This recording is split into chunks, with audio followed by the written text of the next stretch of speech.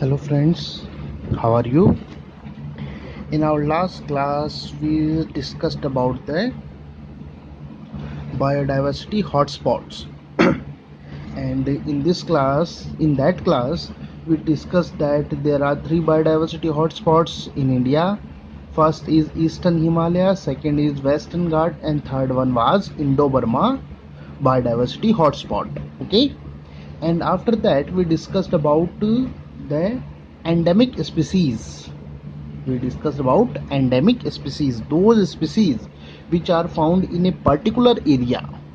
Those species which found in a particular area are called endemic species. Okay, we discussed that, and we discussed the importance of endemic species and why they need protection and conservation. Okay, we also discussed the endemic species with respect to India, that is India is rich in endemic species. Okay, now in today's class let me start one of the important topic for our exam. This is the question. This is now after that, after the discussing of the endemic species, we will discuss three questions. First, importance of biodiversity. Second, threats on biodiversity, and third one is ways to conserve the biodiversity. We discuss the three topics: importances of biodiversity, second, threats on biodiversity, and third one is ways to conserve the biodiversity. And both three topics consider as long questions, because in this chapter one question is 4 marks, and for that these three topics are very important, because these three topics gives the lengthy question, that means the essay type question which comes in our exam. Okay, now I am starting the topic, that is importance of biodiversity. Biodiversity is a natural resource which fulfill the basic need of living organisms. Biodiversity जो है वो एक natural resource है. क्या है ये? एक natural resource जो कि हमारी बेसिक नीड्स, जो लिविंग ऑर्गेनिजम्स की जो बेसिक नीड्स हैं उनको पूरा करता है. It also fulfil the basic need of human beings. अब यहाँ पर बेसिक नीड का मतलब जो हमारी इंडस्ट्रियल, एग्रीकल्चरल और जो नीड्स हैं, बेसिक नीड्स तो सभी लिविंग ऑर्गेनिजम्स की होती है, जैसे कि फूड है, एयर है, वाटर है, तो वो तो कंसिडर अपन ने ऊपर कर ली. उसके अलावा जो बाकी नीड्स हैं, जैसे कि शेल्टर, हाउस बनाने के लिए जो मटेरियल्स अपने को चाहिए, या और जो बहुत सारी चीज़ें हैं, वुड है, मेडिसिन है, फ्रूट है, उसके अलावा जो फाइबर्स हैं क्लोथिंग के लिए, जो फाइबर्स अपन ऑब्टेन करते हैं, वो सब इसमें कंसिडर किए गए हैं. तो it also fulfil the basic need of human being. Some of the importances are, अब इनके जो इम्पोर्टेंसेज हैं, सबसे फर्स्ट इम्पोर्टेंस आता है economical value. The first one is economical value. Okay, biodiversity provide us food, fuel, fodder, timber, industrial raw material, etc. Biodiversity जो है हमें बहुत सारे मटेरियल्स, जैसे कि फूड है, उसके अलावा जो फ्यूल के तौर पर जो अपन यूज़ करते हैं, वुड वगैरह, वो सब हमें बायोडाइवर्सिटी से मिलती है. इसके अलावा फोडर, जानवरों के लिए जो चारा है, टिम्बर, लकड़ी, इंडस्ट्रियल रॉ मटेरियल, जो इंडस्ट्रीज में जो रॉ मटेरियल अपने को रिक्वायर्ड होते हैं, ये सब हमें मिलते हैं. Okay, various types of the food like the rice, wheat, pulses, vegetable, fruit etcetera are obtained from biodiversity. जो बहुत सारी टाइप की जो हमें मटेरियल्स जो फूड के तौर पर जो अपन यूज़ करते हैं, चाहे वो राइस, चावल की बात कर लें, व्हीट यानी कि अनाज की बात कर लें, गेहूँ की बात कर लें, पल्सेस, दालों की बात कर लें, वेजिटेबल्स, फ्रूट, ये सब हमें बायोडाइवर्सिटी से हमें ऑब्टेन होते हैं. Got it? Various economically important high yielding crops are developed by using biodiversity of that crop.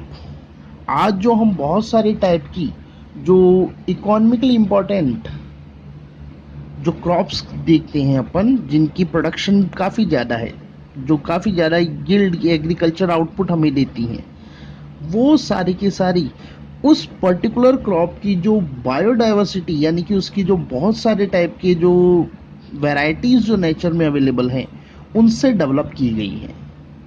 I'm again repeating, various economically important high yielding crops are developing by using biodiversity of that crop. Sorry, are developing है, develop की जा रही हैं.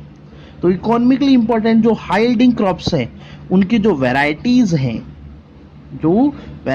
या जो crops हैं, उनको उस क्रॉप की बायोडाइवर्सिटी जो नेचर में अवेलेबल है उससे उसको डेवलप किया जा रहा है या किया गया है. Okay, for example the dwarf variety of the wheat was developed from the Norin ten variety of wheat of Japan. For example के तौर पे अपन बात करें तो आज जो व्हीट की यानी कि गेहूं की जो अपन ड्वार्फ वैरायटी जो अपन यूज करते हैं, ड्वार्फ वैरायटी जो एग्रीकल्चर में यूज की जाती है, ये नरीन-10 नाम की जो जापान की जो वैरायटी है, नरीन-10 नाम की जो जापान की जो वैरायटी है व्हीट की, वाइल्ड वैरायटी, उससे इसे डेवलप किया गया है. These dwarf varieties of wheat were responsible for the green revolution. जो ग्रीन रेवोल्यूशन हुआ था, हरित क्रांति, जिसमें एग्रीकल्चर आउटपुट बहुत ज़्यादा बढ़ा था और जिसके कारण से अपन और वर्ल्ड की कई कंट्रीज जो हैं वो जो प्रोडक्शन एग्रीकल्चर है उसमें सेल्फ डिपेंडेंट हो गए थे, आत्मनिर्भर हो गए थे. वो जो इवेंट हुआ था ग्रीन रेवोल्यूशन, उस ग्रीन रेवोल्यूशन में इन वैरायटीज़ ने, ये जो इस नरेन-10 से डेवलप की गई जो ड्वार्फ वैरायटीज़ है, उन्होंने काफ़ी इंपॉर्टेंट रोल प्ले किया था. अब एक क्वेश्चन माइंड में आता है, why there is a dwarf need of wide dwarf variety. Question दिमाग में आता है कि जो ड्वार्फ वैरायटीज़ हैं उनको इतना इंपॉर्टेंस क्यों दे रहे हैं अपन. क्रॉप्स जितनी ज़्यादा लेंथ होगी उसकी, वो उतना ही ज़्यादा न्यूट्रिएंट सॉइल से एब्जॉर्ब करेगी. डेफिनेटली उसकी हाइट ज़्यादा होगी तो वो ज़्यादा न्यूट्रिएंट लेगी. अगर अपन बात करें वीट की, तो वीट में सबसे ऊपर वाला जो पार्ट है वही हमारे लिए यूज़फुल है, बाकी नीचे वाला हमारे कोई यूज़ में नहीं आता. तो उस नीचे वाले पार्ट की अगर लेंथ बढ़ती है तो वो हमारे लिए कोई यूज़फुल नहीं है. हमें आउटपुट के तौर पर क्या चाहिए, ऊपर वाला पार्ट. तो अगर उसकी हाइट कम कर दी जाए, यानी कि जो लोअर वाला पार्ट है उसकी हाइट अगर अपन कम कर दें, तो डेफिनेटली जो सॉइल से जो न्यूट्रिएंट्स का जो एब्जॉर्प्शन है वो लेस होगा. इसलिए हमें एग्रीकल्चर के अंदर इन वैरायटीज़ को comparatively to the long varieties less nutrients हमें सप्लाई करने पड़ते हैं. यानी कि इनको जो मैन्यूर है या फर्टिलाइजर्स हैं उनकी रिक्वायरमेंट कम होगी, प्लस वाटर की रिक्वायरमेंट भी कम होगी. वन मोर थिंग, वीट जो है it belong to the grass family which do not have woody stem, जिनमें वुडी स्टेम नहीं होता. तो अगर ये ज़्यादा लेंथ हुई तो उस कंडीशन में जो ऊपर जो कोन जो आता है जिसमें वीट के ग्रेन्स हैं वो जब डेवलप होंगी तो उस कंडीशन में ये उसको होल्ड नहीं कर पाएगी. ग्रेविटेशनल फोर्सेस के कारण से नीचे की साइड में फॉल डाउन हो सकती है. तो ड्वार्फ वैरायटी रहेगी तो डेफिनेटली उसको होल्ड अच्छी तरह से कर पाएगी. तो ये कुछ रीजंस हैं जिसके कारण से ही ड्वार्फ वैरायटीज को इतना ज़्यादा इंपॉर्टेंस यहाँ पर दिया गया है. Got it? I am again starting. For example, the dwarf variety of the wheat was developed from the Naren-10 variety of the wheat of the Japan. जो dwarf variety है wheat की, वो Naren-10 जो variety है Japan की, उससे develop किया गया है. These dwarf varieties of wheat were responsible for green revolution. ये जो dwarf varieties जो थी, इन्होंने green revolution है उसके लिए ये responsible थी. Okay? Similarly, the dwarf varieties of the paddy यानी कि धान यानी कि चावल, प्रोसेस्ड जो दाना है उसको तो अपन चावल बोलते हैं, प्लांट को पैडी बोला जाता है. Okay, similarly the dwarf varieties of the paddy were developed from Dee geo woo gen, sometime रू, समटाइम दैट इज वू, दोनों ही नाम इसके चलते हैं। Gene variety of Taiwan. जो आज जो अपन ड्वार्फ वैरायटी पैडी की जो ड्वार्फ वैरायटी यूज कर रहे हैं, ये डेवलप की गई है डी जियो वो जेन वैरायटी जो ताइवान की है, उससे इसको डेवलप किया गया है। Got it?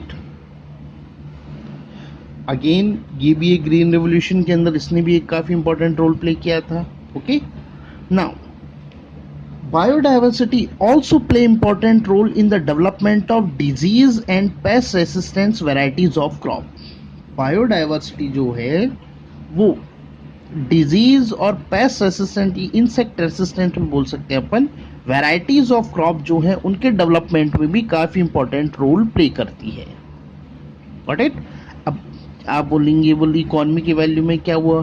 भाई डेफिनेटली अगर डिजीज और पेस्ट रेसिस्टेंट है तो उसमें डिजीजेस वगैरह कम होगी, रिजल्ट आउटपुट के तौर पर जो एग्रीकल्चर यील्ड हमें मिलती है वो ज़्यादा होगी। सिमिलरली अगर पेस्ट रेसिस्टेंस है तो जो लोकट्स हैं यानी कि टिड्डी वगैरह है या और डिफरेंट टाइप ऑफ इंसेक्ट्स जो हैं जो उस क्रॉप को डिस्ट्रॉय कर सकते हैं, वो डेफिनेटली उस पर कम इफेक्ट डालेंगे, तो हमारे पास एग्रीकल्चरल आउटपुट कंपैरेटिवली ज़्यादा होगा। और कंपैरेटिवली अगर एग्रीकल्चर आउटपुट ज़्यादा होता है तो डेफिनेटली वो हमारी इकोनॉमी के ऊपर इफेक्ट डालेगा, इकोनॉमी को स्ट्रॉन्ग करेगा। तो इस तरीके से ये इकोनॉमी के साथ जुड़ा हुआ है। ओके, अब जैसे एग्जांपल के तौर पे अपन बात करें, the wild variety of the paddy Oryza nivara which found in eastern Uttar Pradesh was used to develop paddy variety. जो ईस्टर्न उत्तर प्रदेश में पाए जाने वाली जो पैडी की जो वाइल्ड वैरायटी है, दैट इज ओराइजा निवेरा, इसका यूज किया गया था पैडी की और वैरायटीज को डेवलप करने में, विच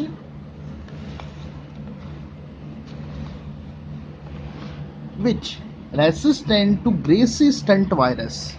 ये जो न्यू वैरायटीज जो डेवलप की गई थी ओराइजा निवेरा का यूज करते हुए, ये new variety was resistant to grassy stunt virus. Grassy stunt virus नाम की जो डिजीज है या जो वायरस है उसके लिए ये रेसिस्टेंट होती है। This virus destroyed paddy crop in 1,60,000 hectare. इस वायरस ने 90s जो 70s का जो टाइम है, 1970s के अंदर इस वायरस के कारण से 1,60,000 हेक्टेयर एरिया की पैडी क्रॉप डिस्ट्रॉय हो गई थी। अगर ये वाइल्ड वैरायटी बायोडाइवर्सिटी के फॉर्म में हमें अवेलेबल नहीं होती तो डेफिनेटली एक वर्ल्ड की एक बहुत बड़ी पॉपुलेशन, पर्टिकुलरली अपन बोले तो जो साउथ ईस्ट एशिया है जिसमें चावल का ज़्यादा, पैडी का ज़्यादा यूज़ करते हैं, राइस का ज़्यादा यूज़ करते हैं, उनके सर्वाइवल पर, उनके जो रिक्वायरमेंट्स हैं उस पर काफ़ी ज़्यादा नेगेटिव इम्पैक्ट आता। प्लस यहाँ पर्टिकुलर एरियाज़ में पाए जाने वाले जो एग्रीकल्चर जो वर्किंग जो यूनिट्स हैं, चाहे वो फार्मर्स हों, चाहे उससे जुड़े हुए जो सेल आउट यूनिट्स हों या प्रोसेस करके उससे मटेरियल्स बनाने वाले यूनिट्स हों, अगर प्राइस प्रोडक्शन डिक्रीज होता तो डेफिनेटली उनके ऊपर भी उसका नेगेटिव इम्पैक्ट आता। Got it? तो ये जो वाइल्ड वैरायटी जो अवेलेबल थी हमारे पास नेचर में, उसने हमें इस ग्रेसी स्टंट वायरस के साथ फाइट करके हमारे एग्रीकल्चर को प्रोटेक्ट करने में एक इम्पॉर्टेंट रोल प्ले किया था। Got it?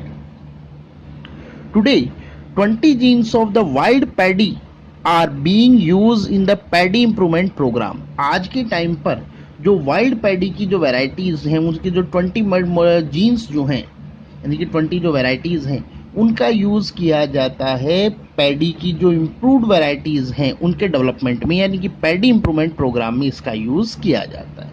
Okay, now one more economical importance that is related with the petroleum.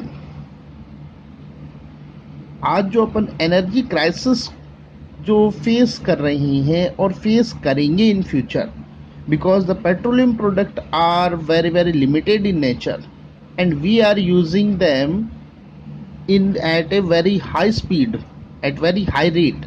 That's why there is a question creating in our mind that what will be happen when petroleum products will extinct or will eliminated or will destroyed, or we can say that will consumed. तो हमारे दिमाग में question आता है कि petroleum products जब खत्म हो जाएंगे तो हमारा क्या होगा? क्या हमें वापस बाइसाइकिल या जो बुल कार्ट है, बैलगाड़ी है, उस पर अपने को जीना पड़ेगा? उसका जवाब, अच्छा, उसके अलावा जो बहुत सारी जो इकोनॉमिकल यूनिट्स हैं जो इनके साथ जुड़ी हुई है, ऑटोमोबाइल्स के साथ, उनके ऊपर भी नेगेटिव इम्पैक्ट आएगा। तो ये जो एक माइंड के अंदर जो एक काफ़ी बड़ी जो क्वेश्चन मार्क है, उसका जवाब भी हमें बायोडाइवर्सिटी से ही मिल रहा है। कैसे? Let me read it. Biodiversity also play important role in energy crisis. आज जो हमारे पास एनर्जी क्राइसिस यानी कि पर्टिकुलरली पेट्रोलियम की जो क्राइसिस जो क्रिएट हो रही है, उसमें काफ़ी इंपॉर्टेंट रोल प्ले करती है। कौन? Biodiversity. Today we are facing the issue with petroleum. आज हम पेट्रोलियम के साथ इश्यूज फेस कर रहे हैं, और वो इश्यूज है पर्टिकुलरली उसकी availability, the quantity of petroleum product in nature, and also with the environmental pollution. ये तीन चीज़ों की प्रॉब्लम्स हम पेट्रोलियम के साथ फेस कर रहे हैं। It's limited availability is a serious problem. जो पेट्रोल की जो लिमिटेड अवेलेबिलिटी है वो एक काफ़ी सीरियस प्रॉब्लम है। प्लांट्स, अब ये प्लांट्स अपने को याद रखने हैं। Plants such as jatropha karanj can use as alternative of petroleum. ये जो प्लांट्स हैं, कौन कौन से? जेट्रोपा और करंज, इनको अल्टरनेटिव्स जो पेट्रोलियम है उसके तौर पर इनका यूज़ किया जा सकता है। जेट्रोपा हो गया, होहोबा हो गया, जोजोबा हो गया, करंज हो गया, रतनजोत हो गया। ये जो प्लांट्स हैं, इनको पेट्रोल की अल्टरनेटिव्स के तौर पर देखा जा रहा है। क्यों? The शीड oils of these plants is similar with the diesel. इनके शीड से निकलने वाले जो ऑयल्स हैं, वो जो पेट्रोलियम से निकलने वाले डीजल जिसमें हमारा ऑटोमोबाइल रन आउट करता है, उसके बिल्कुल कंपेटेबल है या उसके जैसा है। तो without any modification in our engines we can directly use this petroleum in place of petroleum. बगैर हमारे इंजन्स में कोई मॉडिफिकेशन किए इनको डायरेक्टली हम पेट्रोलियम के अल्टरनेट के तौर पर या पेट्रोलियम की जगह पर अपन यूज कर सकते हैं। दैट मीन्स डीजल की जगह पर अपन यूज कर सकते हैं। So the seeds of these plants can use to develop organic or biofuel. इसलिए इन सीड्स का यूज ऑर्गेनिक या बायोफ्यूल जो इनसे मिलता है उसको डेवलप करने में किया जाता है। These plants are also known as biodiesel tree or plant. इन्हें बायोडीजल ट्री या बायोडीजल प्लांट भी बोला जाता है, and that is important point. Which plants are called biodiesel tree या biodiesel plant? Then we can say that the plant Jatropha and Jojoba, which seed oil is compatible with the petrol diesel, are called biodiesel tree or biodiesel plant. Plants Jatropha और करंज जिनके जिनका शीड oil जो है वो petroleum product diesel के compatible है या diesel के जैसा है, उन प्लांट्स को बायोडीजल ट्री या बायोडीजल प्लांट अपन बोलते हैं। Got it? तो ये था फर्स्ट इकोनॉमिकल इंपॉर्टेंस, जिसमें अपन ने पॉइंट जो डिस्कस किए। फर्स्ट वाज एग्रीकल्चर आउटपुट बढ़ाने में यूज किया जा रहा है। सेकंड, डिजीज और पेस्ट रेसिस्टेंट वैरायटीज को डेवलप करने में। और थर्ड, जो हमारी एक पेट्रोलियम की जो रिक्वायरमेंट है इकोनॉमिकल पर्पज से, उसको एनकाउंटर किया जा रहा है by biodiversity, by using the biodiversity. Got it? Second is medicinal value, and this is very very important topic because the 1 mark question can ask from this topic also. It is also part of the bigger question, essay type question, but it is also the part of 1 number question, and that the name of the plants and the diseases in which they use is a very frequent question in our exams. Okay. From ancient time, many herbaceous plants, herbaceous means जड़ी बूटी जिसको अपन हिंदी में बोलते हैं, plants are being used for the treatment of the various diseases. Ancient time से ही, यानी कि प्राचीन टाइम से ही हम जो हार्बियस प्लांट्स हैं यानी कि जड़ी बूटियाँ, उनका यूज़ बहुत सारे डिजीज़ के ट्रीटमेंट के तौर पे अपन कर रहे हैं। करंटली अगर करंट सिचुएशन में आज बात करें, approximately 40% of the medicines are obtained from the plants. आज के टाइम पर जो अप्रॉक्सीमेटली 40% जो मेडिसिन्स हैं वो प्लांट से हमें ऑब्टेन होती हैं। Okay, various incurable diseases are cured by using biodiversity. Time time पर अर्थ पर जो बहुत सारी जो डिजीज आई हैं इनक्यूरेबल यानी कि जिनको इतनी ज़्यादा आसानी से हमारी बॉडी फाइट आउट करके डिस्ट्रॉय नहीं कर पा रही थी, उनके ट्रीटमेंट में, उनको दूर करने में बायोडाइवर्सिटी ने एक काफ़ी इंपॉर्टेंट रोल प्ले किया। या बायोडाइवर्सिटी ने, अपन बोल सकते हैं, जो बायोडाइवर्सिटी है उसका यूज़ करते हैं। बायोडाइवर्सिटी का मतलब प्लांट्स वगैरह से मिलने वाले मटेरियल्स, प्लांट्स के जो डिफरेंट पार्ट्स हैं, उनका यूज़ करते हुए हमने इन डिजीज़ को क्योर किया है या उनको दूर किया है। जैसे फॉर एग्जांपल अपन बात करें, the bark of cinchona plant, जो सिंकोना प्लांट है, जो सिंकोना प्लांट है, गॉट इट, ये याद रखना है क्योंकि अपने ये पूछा जाता है। सिंकोना प्लांट जो है उसकी बार्क से, छाल जो है is use in the treatment of the malaria disease. इस प्लांट की बार्क का यूज मलेरिया डिजीज के ट्रीटमेंट में बनने वाले जो मेडिसिन हैं उनको बनाने में किया जाता है। पुराने टाइम पे तो डायरेक्ट बार्क का यूज किया जाता था, अब इसको प्रोसेस करके जो पर्टिकुलर केमिकल है उसको सेपरेट आउट किया जाता है, फिर बाद में उसको मलेरिया के ट्रीटमेंट पे अपन यूज करते हैं। Evergreen plant, that is very important question. Evergreen plants vincristine, evergreen plants vincristine and vinblastine are used in the treatment of leukemia or blood cancer। जो एवरग्रीन प्लांट्स विनक्रिस्टीन और विनब्लास्टीन है, इनका यूज जो leukaemia, जिसको general terms में अपन बोलते हैं blood cancer, उसके ट्रीटमेंट में किया जाता है।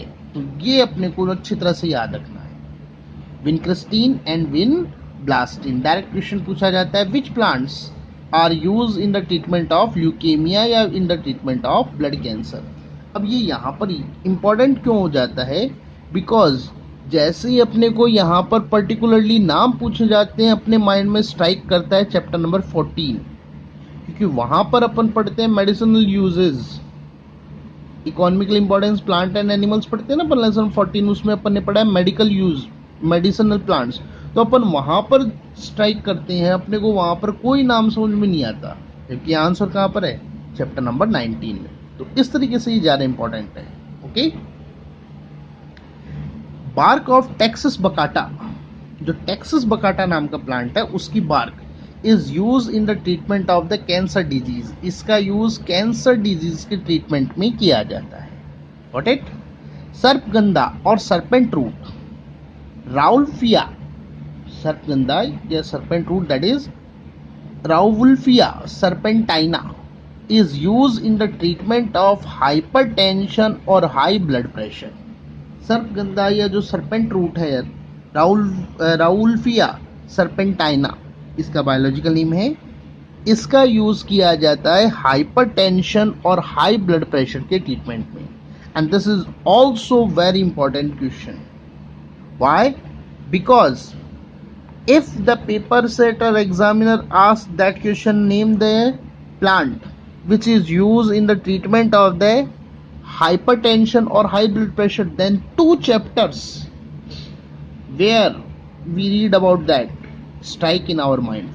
The chapter number 1 where we read about the high blood pressure or hypertension, so our mind will find the answer in that chapter, and you know that the answer is in chapter number 19. That's why this question is very important. Similarly, the Sarpgandha, serpent root, is in chapter number 14 also, but there is no indication of this medicinal use. वहाँ पर इसके कोई medicinal use का indication नहीं है. That's why if the paper setter can directly ask that in the treatment of this disease Sarpaganda is used, then there is no answer from chapter number 14, but the answer is from the chapter number 9. Got it? So this is also a very important question for our exam. Modern studies shows that plant like the tulsi, brahmi, ashwagandha, satavari, plants like the tulsi, brahmi, ashwagandha, satavari, gilgo, and giloy, etc. has aids resistant properties. Modern studies जो हैं वो ये show करती हैं कि plant जैसे कि तुलसी है, ब्राह्मी है, अश्वगंधा है, सतावरी है, या जो गिलगो या गिलो जो हैं, इनके अंदर एड रेसिस्टेंस प्रॉपर्टी होती है. इन सभी में एड्स के लिए रेसिस्टेंस प्रॉपर्टीज है, तो इनका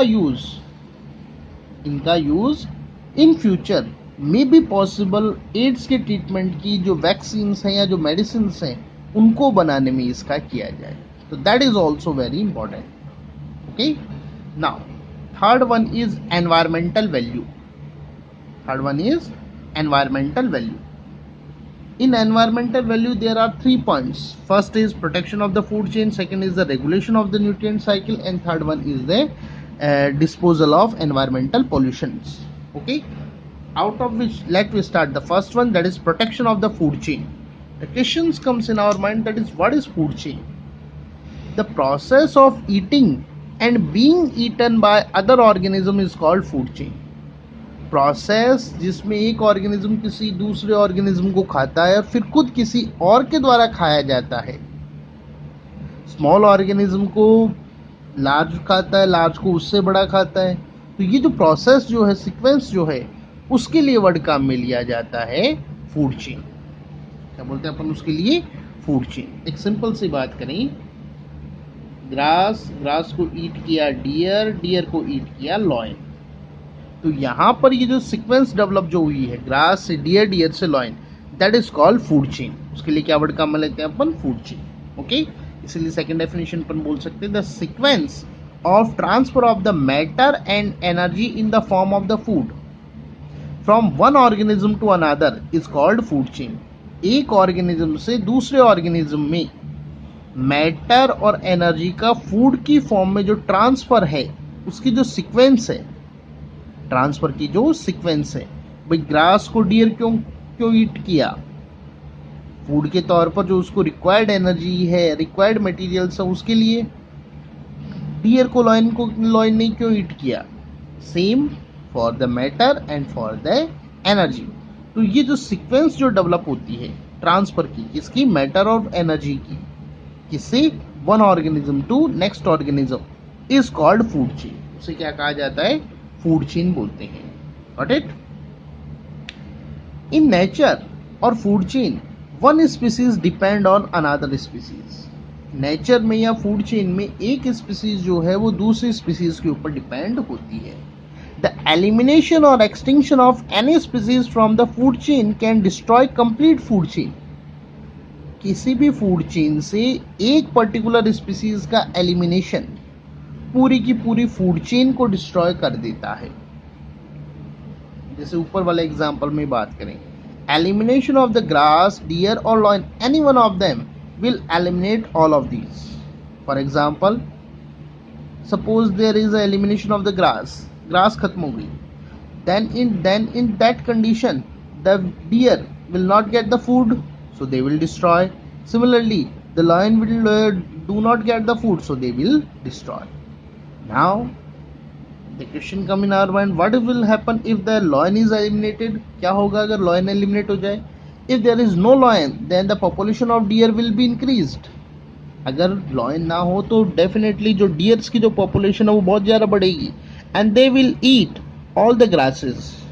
तो वो वहाँ पर मौजूद सारी की सारी grasses को खा जाएंगे. तो grass eliminate. After the finishing of the grass, if there is no any other thing is available for the deer, then they will also eliminate. अगर ग्रास खत्म हो गई और कोई और चीज वहां पर अवेलेबल नहीं है तो डेफिनेटली डियर्स भी एलिमिनेट होंगे.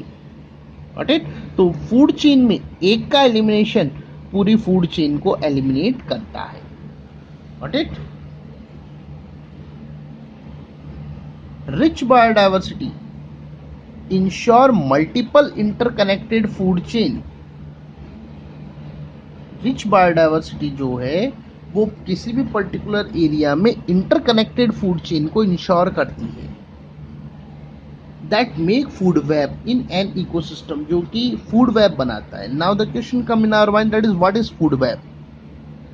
फूड वेब का मीन्स होता है जब बहुत सारी फूड चेन्स एक के साथ एक कनेक्टेड हो. जैसे यही एग्जांपल लें, ग्रास को डियर लॉइन. इस ग्रास के अलावा फॉरेस्ट में ट्रीज भी होते हैं, उसके अलावा हर्ब्स भी होती हैं, उसके अलावा शब्स भी होती हैं. अच्छा, डियर भी है, गॉट भी है, बफेलो भी है और इंसेक्ट्स भी है. इंसेक्ट्स को ईट करने के लिए फ्रॉग भी है, फ्रॉग को ईट करने के लिए स्नैक भी है. जो बफेलो है उसको ईट करने के लिए लॉयन भी है, उसके अलावा में भी पॉसिबल टाइगर भी है, उसके अलावा जैकाल या लेपर्ड, ये सब है. अब यहाँ पर ये सभी एक दूसरे के साथ इंटरकनेक्टेड हैं, क्योंकि डियर जो है वो ग्रास को भी ईट कर सकता है, टायर ट्रीज को भी ईट कर सकता है, या हर्ब्स को या शब्स को. तो दीज आर इंटरकनेक्टेड. ये जो फूड चेन्स हैं ये सभी क्या है, एक दूसरे के साथ इंटरकनेक्टेड. They are interconnected. और ये जो इंटरकनेक्शन बनता है इसके लिए वर्ड काम में लेते हैं अपन फूड वेब. ओके.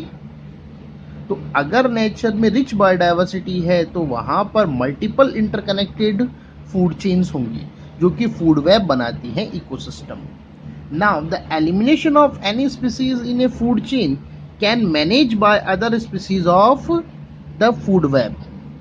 अगर किसी भी स्पीसीज का, कोई भी एक फूड चेन की जो भी एक स्पीसीज है, अगर वो एलिमिनेट हो जाए तो बाकी जो स्पीसीज है उस फूड वेब में मौजूद, उनसे उस फूड चेन को मैनेज किया जा सकता है. फॉर एग्जाम्पल, सपोज ग्रासेस जो है वो एलिमिनेट हो गई तो डियर जो है वो हर्ब्स या शब्स या ट्रीज की जो लीव्स है उनसे काम चला सकता है. तो now there is a survival of deer, और डियर के सर्वाइवल से डेफिनेटली लॉयन भी सर्वाइव करेगा. Got it. या सपोज कीजिए डियर एलिमिनेट हो गया तो उस कंडीशन में लॉयन जो है वो ग्रास डियर की जगह पर गॉट से काम चला सकता है या बफेलो को ईट अप कर सकता है. तो यहाँ पर जो इंटरकनेक्टेड फूड चेन्स हैं वो ये इंश्योर करती हैं कि एक का एलिमिनेशन पूरी की पूरी फूड वेब, पूरी की पूरी फूड चेन को एलिमिनेट ना कर दे. Got it. Now I am again repeating, now the elimination of the any species in a food chain can manage by other species of the food web. एक किसी भी स्पीसीज का elimination किसी भी फूड चेन के में से जो बाकी जो स्पीसीज हैं उस फूड वेब की, उनसे मैनेज किया जा सकता है. In this way rich biodiversity can conserve food chain. इस तरीके से जो रिच बायोडाइवर्सिटी किसी पर्टिकुलर एरिया की, वो वहां पर फूड चेन्स को कंजर्व करती है या उनको बनाए रखती है. Got it. About the regulation of the nutrient cycle and the remaining points we will discuss in next class. Okay, thank you.